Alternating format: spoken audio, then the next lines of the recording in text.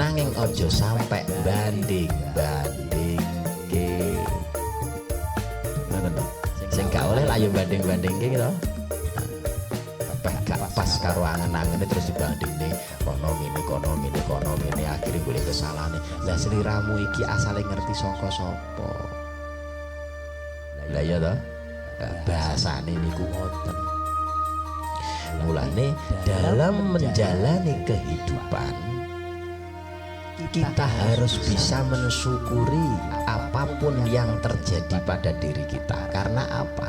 Kenyataan hidup yang ditujukan kepada dirimu adalah itu versi terbaik saking Gusti Allah kanggo awakmu. Meskipun kadang versi terbaik saking Allah iku ora padha karo karepe awake dhewe.